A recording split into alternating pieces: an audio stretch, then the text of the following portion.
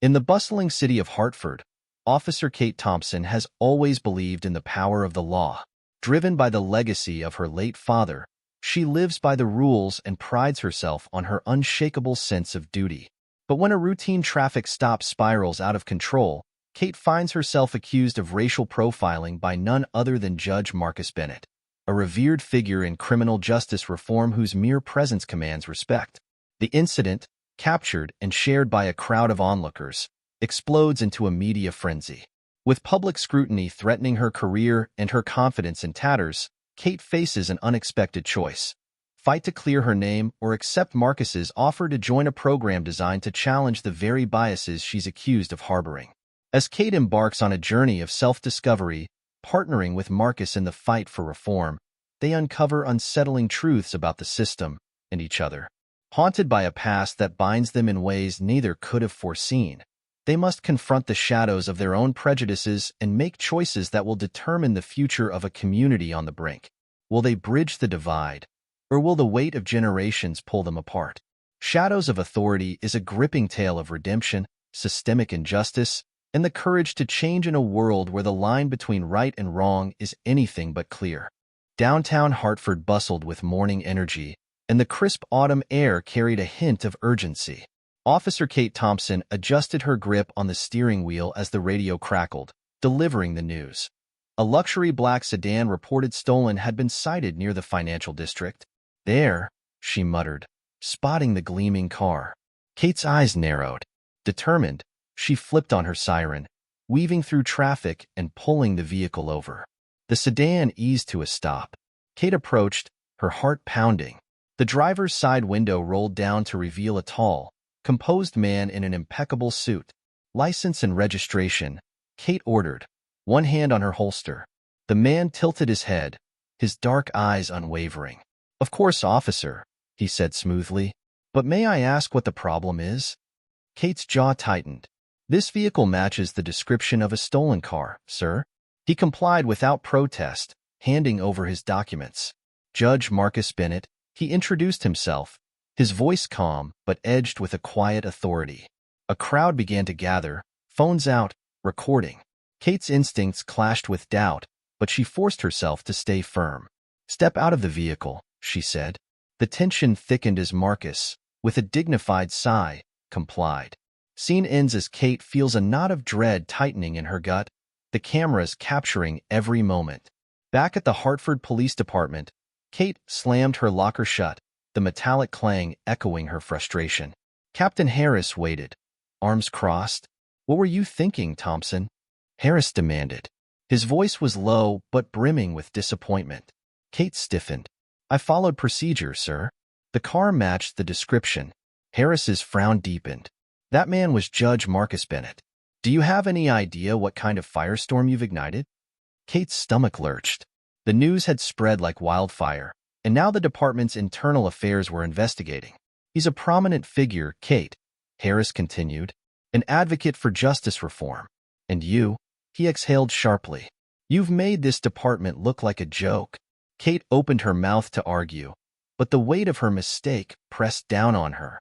The scene ends with Kate, shaken and humiliated, realizing that her actions may have far-reaching consequences.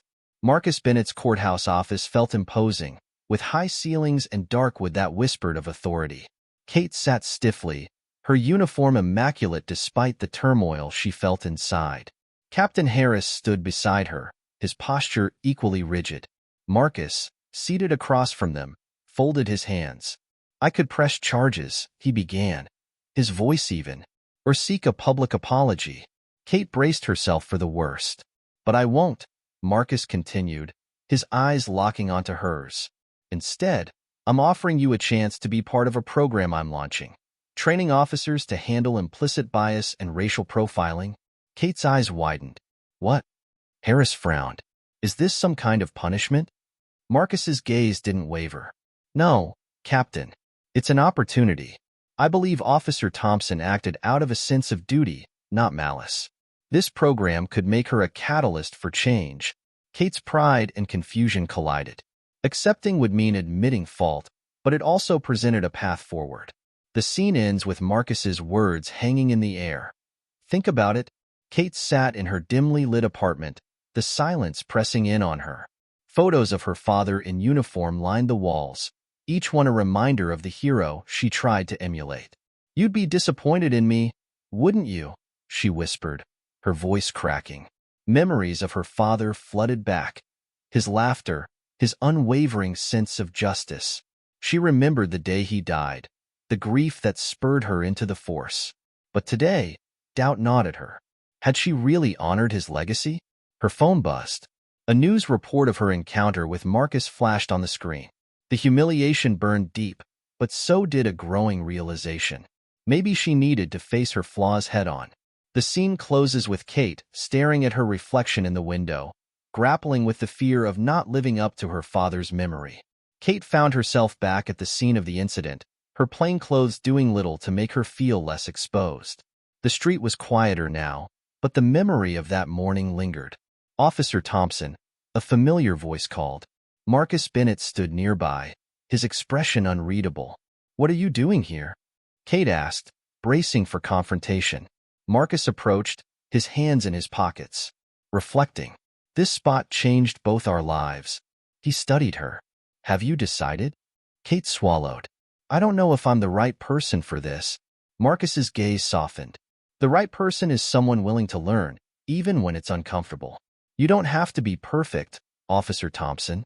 Just willing." The weight of her pride, guilt, and uncertainty pressed hard. But finally, Kate nodded, determination flickering in her eyes. "I'll do it." Marcus's lips curved into a faint smile. "Then let's get to work." The scene ends with Kate feeling the first glimmer of hope, knowing she has a long road ahead. The training facility at the courthouse buzzed with quiet energy. Kate walked in, her uniform pristine but her steps hesitant. She scanned the room. Other officers sat in folding chairs, some looking as uncomfortable as she felt. At the front, Judge Marcus Bennett stood, calm and composed. "Welcome," Marcus began, his voice echoing in the room. "This program is about empathy and understanding, not just following rules but questioning our biases." Kate folded her arms, feeling out of place. A younger officer beside her leaned over and whispered, "Bet this is just a waste of time." Kate didn't respond but couldn't help agreeing. Marcus's eyes met hers. "Officer Thompson," he said, drawing attention, "are you ready to challenge what you think you know?" Kate stiffened, feeling the weight of everyone's gaze. "I'm here to learn," she replied, though a part of her remained skeptical. The scene ends with Marcus's steady gaze locked onto hers, leaving her feeling exposed and uncertain. The simulation room felt claustrophobic, with screens displaying scenarios that required split-second decisions. Kate was paired with Officer Perez, a fellow trainee. "Ready?" Perez asked, nervous energy crackling between them. Kate nodded, trying to steady herself. The first scenario flashed to life, a man reaching for something in his pocket. Kate's hand twitched towards her imaginary holster. "Pause," the instructor called. "What did you assume he was reaching for?" Kate's heart pounded. "A weapon," she said, her voice tight. The instructor's gaze was hard. "And if it was a wallet?" Kate's defensiveness flared. "I followed protocol. But did you consider the impact of that assumption?" Marcus interjected, stepping forward. The room fell silent. Kate felt her face burn, but something in Marcus's tone forced her to reflect. The scene ends with Kate's mind racing, the exercise having pierced her shield of certainty. Later, in Marcus's office, Kate sat stiffly across from the judge. The walls were lined with books, awards, and framed photos. "Do you know what it's like," Marcus began, "to be judged before you've spoken a word?" Kate shifted uncomfortably. "No," she admitted. Marcus leaned forward. "When I was a law student, I was stopped and searched. The reason? I fit a vague description. It changed how I saw the system." Kate swallowed. "I didn't think. I've never." "Because you haven't had to," Marcus said gently. "But understanding starts with listening." The conversation struck a nerve, and for the first time, Kate saw the humanity behind Marcus's composed exterior. The scene ends with Kate leaving the office, her perspective beginning to shift, though she still felt defensive and conflicted. Back at the precinct, the fluorescent lights seemed harsher than usual. Kate's fellow officers eyed her with suspicion. Doug Miller, her former partner, approached. "So, you're one of them now?" he asked, voice dripping with disappointment. Kate bristled. "What's that supposed to mean?" Doug crossed his arms. "People are talking, Kate. They think you're selling us out." Anger and hurt twisted inside her. "I'm trying to make things better," she argued. Doug scoffed. "Better for who?" He turned and walked away, leaving Kate feeling more isolated than ever. The scene ends with Kate standing in the hallway, the weight of her colleagues' judgment pressing down on her, but also sparking a new determination. Back at the training facility, Kate was put through another simulation, this time a tense negotiation with a distressed teenager holding a knife. Instead of reacting with force, she drew from the lessons she'd learned. "Hey," she said softly, keeping her voice calm. "I'm here to help, not hurt you." The scenario played out, and the teenager put down the weapon. Marcus, observing from the back, stepped forward. "Well done, Officer Thompson," he said. "You showed restraint and empathy." A small, unfamiliar sense of pride bloomed in Kate's chest. Yet, she knew the journey was far from over. The scene ends with her feeling a flicker of hope, even as she prepared for the challenges that still lay ahead.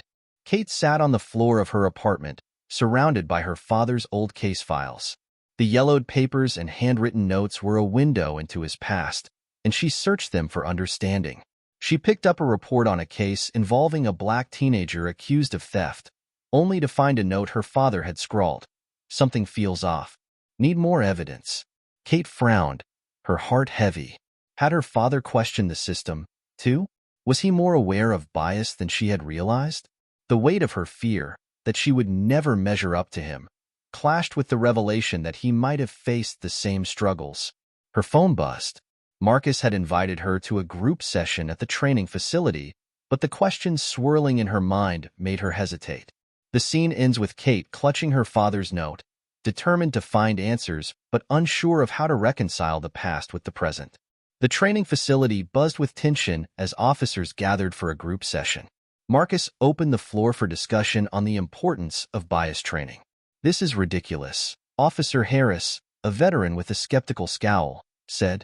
"We're here to enforce the law, not play therapists." Kate felt her pulse quicken. What if enforcing the law means understanding who we're enforcing it on? She countered. Her voice was steady, but her hands shook. Harris scoffed. "And what if that empathy gets you killed?" Marcus stepped forward, but Kate surprised herself by standing her ground. "We're here to serve everyone, not just those we're comfortable with," she said. The room fell silent. Marcus's approving nod was subtle but powerful. The scene ends with Kate realizing that she's more invested in this change than she'd thought, but the resistance she faces makes her question if it's enough. Kate arrived at a community outreach event organized by the program, feeling out of place. People eyed her uniform with suspicion, and she felt every stare like a needle. A local activist, a young woman named Tasha, approached her. "Here to do damage control?" Tasha's tone was sharp, but her eyes were weary. Kate sighed. "I'm here to listen." Tasha crossed her arms. "Listening won't fix what's broken." The conversation was interrupted by a boy who tripped, spilling a tray of food. Kate instinctively knelt to help, her uniform catching the light. The boy's mother rushed over, but paused, watching Kate carefully. Kate met her gaze. "We're not all the same," she whispered, a plea more than a statement. The mother hesitated, then gave a small nod. The scene ends with Kate feeling the depth of the community's mistrust, but also sensing a crack in the wall of misunderstanding. Marcus's home was warm and inviting, a stark contrast to the cold walls of the courthouse. Kate sat at the dinner table, feeling like an intruder but grateful for the hospitality. Marcus's teenage daughter joked with her father, and his wife, Elena, served a hearty meal. Elena turned to Kate. "Marcus tells me you're making a difference." Kate shifted uncomfortably. "I'm trying." Marcus smiled. "Trying is more than most." Later, Marcus took Kate aside. "You know, you remind me of someone," he said. "A rookie officer who once believed in rules above all else." His expression grew somber. "But rules don't always lead to justice." Kate's defenses softened. "I'm starting to see that." The The scene ends with Kate feeling a new sense of connection to Marcus, not just as a judge, but as someone who truly understood the weight of her journey.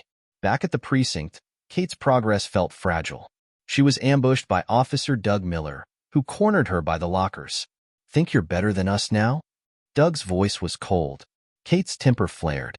"I'm trying to make things better for everyone, Doug." He shook his head. "We're supposed to be a team. You're making us look weak." Kate's frustration boiled over. "Weak? Or maybe I'm just willing to admit we need to do better." Doug's face darkened, but he walked away without another word. Kate slammed her locker shut, feeling the weight of isolation. The scene ends with her storming out, wondering if she's strong enough to keep fighting this uphill battle. The streets of Hartford were eerily quiet, lit only by the glow of streetlights. Kate gripped the wheel of her squad car as a call came through, a domestic disturbance at a nearby address. She arrived to find a man pacing outside, shouting angrily. "Sir," Kate said, stepping out with her hands raised. "Let's take a breath." He whipped around, eyes wild. "Stay back." Kate's instincts screamed at her to reach for her taser, but Marcus's lessons whispered louder. "Listen first." She kept her voice calm. "I'm here to help. Tell me what's going on."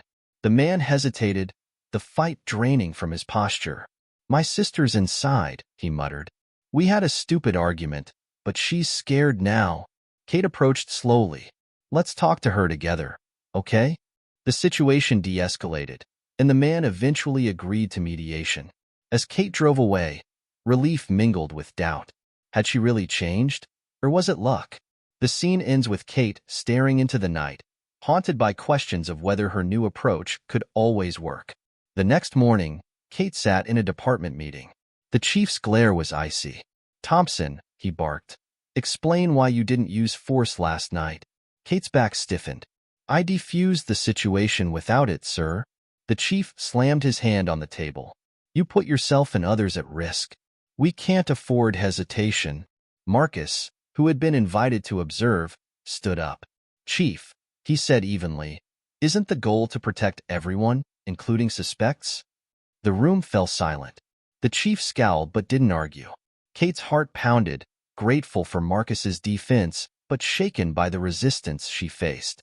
The scene ends with Kate realizing how deeply ingrained the department's fear of change truly is, and the pressure on her shoulders intensifies. That afternoon, Kate met Marcus in his office. He looked more tired than usual, his usual composure cracked around the edges. "You defended me today," Kate said, grateful but confused. "Why?" Marcus sighed, leaning back in his chair. "Because I've been where you are. Fighting a system that doesn't want to change." He opened a drawer, pulling out a worn photo of a young black man. "His name was Jamal," Marcus said quietly. "He was wrongfully accused years ago. I couldn't help him. He lost everything." Kate swallowed hard. "Is that why you fight so hard?" Marcus's eyes met hers, full of pain. "Yes. Jamal's case still haunts me." The scene ends with Kate feeling a newfound connection to Marcus, the weight of his past giving her a deeper understanding of why this fight mattered so much to him, and now to her. Back at the training facility, Kate led a discussion about her crisis call experience. "We need to rethink how we approach situations," she urged, her voice steady. Some officers nodded, including Doug, who had been sitting at the back. "Maybe she's got a point," Doug said reluctantly. The room buzzed with the possibility of change, even if it was fragile. Marcus watched from the sidelines, his expression thoughtful. Kate felt a flicker of hope. Perhaps her efforts weren't in vain. But she knew that changing hearts and minds would be a marathon, not a sprint. The scene ends with Kate's resolve strengthening, even as she braced herself for more obstacles. That evening, Kate returned to the precinct to find a crowd gathered around a television. Her stomach dropped as she saw a news report revealing details of her involvement in Marcus's program, painting her as a traitor to the department. "Who leaked this?" Kate demanded, her voice breaking. Doug stepped forward, guilt written on his face. "I didn't think it would go this far," he admitted. Betrayal cut deep, and Kate's vision blurred with anger and hurt. "You did this?" Doug tried to defend himself, but Kate stormed out, feeling crushed and alone. The scene ends with her standing in the cold night air, wondering if she had any fight left in her, and if the system she wanted to change would ever accept her. Kate sat on her couch, the dim light of her apartment casting shadows on the walls. Her uniform hung limply over a chair, a silent reminder of who she used to be. The betrayal by Doug had cut deep, and her will to keep fighting was slipping away. Her phone buzzed. It was a message from Marcus. "Don't let them win. You're stronger than this." Tears stung her eyes. She had dedicated her life to the Force, but now, everything felt meaningless. Her father's portrait caught her attention, his proud, steady gaze almost accusatory. "Did I disappoint you?" she whispered, her voice breaking. She stood, pacing, the urge to walk away from it all overwhelming her. But Marcus's words echoed in her mind, anchoring her. The scene ends with Kate taking a deep breath, trying to summon the strength to keep going. But the battle inside her is far from over. The next day, Kate walked into Marcus's courthouse office, still feeling raw. Marcus stood by the window, holding a thick file. "I got something," he said, his voice heavy. He handed her the file. "Evidence from Jamal's case. It proves he was innocent, but there's more." Kate opened the file, her heart sinking as she read. The evidence implicated someone from her own precinct, someone she had trusted. "This can't be right," Kate whispered. Marcus's expression was pained. "It is," he replied. "The corruption runs deeper than we thought." Kate's hands shook. "I have to confront them." Marcus placed a hand on her shoulder. "Be careful. This isn't just about justice anymore. It's about survival." The scene ends with Kate feeling the crushing weight of the truth, knowing that exposing it could cost her everything. Kate marched into the precinct, her heart pounding. She found Officer Doug Miller in the locker room, the betrayal still fresh. "Doug," she said, her voice steady but fierce. "We need to talk." Doug looked up, guilt flashing in his eyes. "Kate, I didn't." She held up the file. "Don't. I know the truth. You're part of the cover-up that ruined Jamal's life." Doug's face paled. "You don't understand. I was following orders." Kate's anger boiled over. "You destroyed an innocent man's future. How could you?" Doug stepped back, fear and shame warring on his face. "I thought it would protect us. The system is broken." Kate shouted. She had a choice. Expose him and risk everything, or stay silent and become complicit. She took a deep breath. "I'm choosing justice." The scene ends with Doug looking defeated and Kate walking out, determined but terrified of what would come next. At a packed community town hall, Kate stood beside Marcus, facing a sea of skeptical faces. Tasha, the local activist, eyed Kate warily. "I know I'm not who you want to hear from," Kate began, her voice cracking. "But I'm here to admit my mistakes and fight for change." Murmurs spread through the crowd, but Tasha stepped forward. "Why should we trust you now?" Kate met her gaze. "Because I've seen the damage our system can cause, and I won't stand by anymore. I'm committed to reform, even if it costs me everything." Silence fell, then, slowly, a few people nodded. Tasha's eyes softened, and she gave a small nod of respect. Marcus took the mic. "Change is slow, but it starts with brave steps like this." The scene ends with Kate feeling a small but significant shift in the crowd's energy, a spark of hope that maybe, just maybe, things could improve. Kate and Marcus prepared for the final evaluation of the reform program. The review board loomed over them, expression stern. Captain Harris was among them, his eyes cold. Marcus began, detailing the program's successes. Then it was Kate's turn. She spoke passionately about the necessity of change, about the lives at stake. Harris interrupted. "Officer Thompson, do you realize the risk you've put us in?" Kate held his gaze. "The greater risk is doing nothing, sir. We need to be better." The room fell silent. The board conferred, then announced their decision. The program would continue, but Kate's future remained uncertain. Marcus gave her a reassuring look. "We did our best." Kate exhaled, feeling a mix of relief and dread. The scene ends with her and Marcus leaving the room, more determined than ever, but knowing the fight for change had only just begun. Kate stood before the review board, her uniform pressed but her hands trembling behind her back. Marcus sat nearby, his calm demeanor masking the tension they both felt. The board members exchanged whispers before the chairwoman. A stern woman with silver hair leaned forward. "Officer Thompson, your involvement in this reform program has caused division," she began. Kate's heart sank. However, the positive impact cannot be ignored. Kate held her breath as the chairwoman continued. "The program will continue, but your position remains under review." Kate exhaled, relief and anxiety flooding her. Marcus gave her a subtle nod, a silent show of support. The scene ends with Kate feeling both victorious and vulnerable, knowing the fight was far from over. Later, in Marcus's office, the warm light from the setting sun filtered through the blinds.